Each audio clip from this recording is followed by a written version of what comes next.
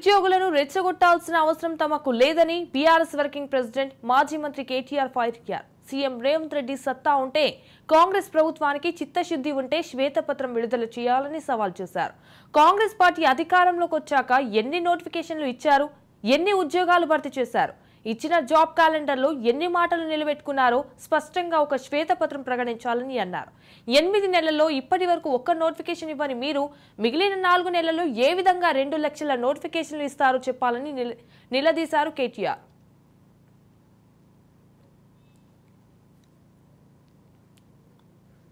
అయితే ఇచ్చిన మాటను నిలబెట్టుకునేదాకా సీఎం రేవంత్ రెడ్డిని వదిలిపెట్టామని కేటీఆర్ స్పష్టం చేశారు. ఏ నిరుద్యోగుల్ని అయితే మోసం చేశావో వాళ్లకు అండగా ఉంటామని హామీ ఇచ్చారు. నిరుద్యోగులపై సీఎం రేవంత్ రెడ్డి అడ్డగోలు వ్యాఖ్యలను వెంటనే ఉపసంహరించుకుని యువతకు క్షమాపణ చెప్పాలని డిమాండ్ చేశారు. నిర్లక్ష్యంగా ముఖ్యమంత్రి తన స్థాయికి దిగజారి మాట్లాడారని ఫైర్ అయ్యారు.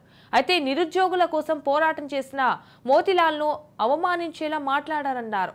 ఒక్క జడ్సన్ దీక్ష చేస్తే ఏ ఉద్యమం కోసం దీక్ష చేస్తున్నాడు అని అంటున్నాడు. మరి గాంధీ భవన్ లో 2023లో రేవంత్ రెడ్డి ఏ ఉద్యోగం కోసం దీక్ష చేశాడు? రాహుల్ గాంధీ ఏ పరీక్ష రాస్తున్నాడని అశోక్ నగర్ వచ్చిండు అని ప్రశ్నించారు. సీఎం రేవంత్ రెడ్డి అశోక్ నగర్ సన్నాసులు అని మాట్లాడుతున్నారు. అదే అశోక్ నగర్ కి నువ్వు రాహుల్ గాంధీ వచ్చారు, మరి ఎవరు సన్నాసులు అని మండిపడ్డారు. నిన్న అర్ధరాత్రి దిల్సుఖ్ నగర్, అశోక్ నగర్ లో దీక్ష చేసింది వాస్తవం కాదా? ఉస్మానియాలో ఈ రోజు ఉదయం అరెస్ట్ చేసింది వాస్తవం కాదా? 6 నెలల్లోనే ప్రజాపాలన అంటే ఎమర్జెన్సీ పాలనని పిల్లలు బాధపడేది వాస్తవం కాదా అని ఆగ్రహం వ్యక్తం చేశారు. గద్దెనెక్కించిన యువతే మిమ్మల్ని ప్రశ్నిస్తోందన్నారు. సీఎం ఇకనైనా అహంకారం, కండకావరంతో మాట్లాడే విధానాన్ని తగ్గించుకోవాలని సూచించారు. నిరుద్యోగులకు క్షమాపణ చెప్పి 2 లక్షల ఉద్యోగాలు ఇప్పిస్తామన్న మాట నిలబెట్టుకోవాలని డిమాండ్ చేశారు.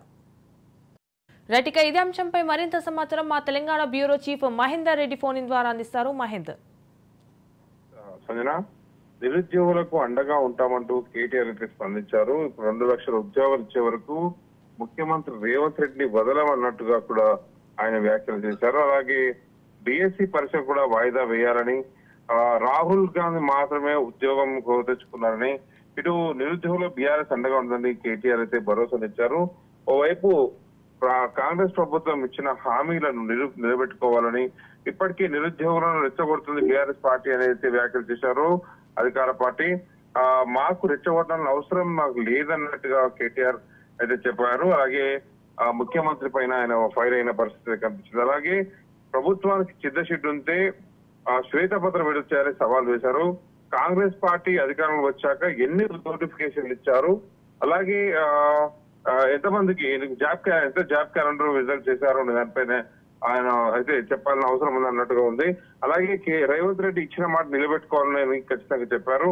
అలాగే 8 నెలల్లో ఇప్పటి వరకు ఒక్క నోటిఫికేషన్ ఇవ్వరు, మీరు మిగిలిన 4 ఏ విధంగా 2 లక్షల నోటిఫికేషన్ ఇస్తారో కూడా క్లారిటీ ఇవ్వాలని కూడా ఇటు కేటీఆర్ చెప్పడం జరిగింది.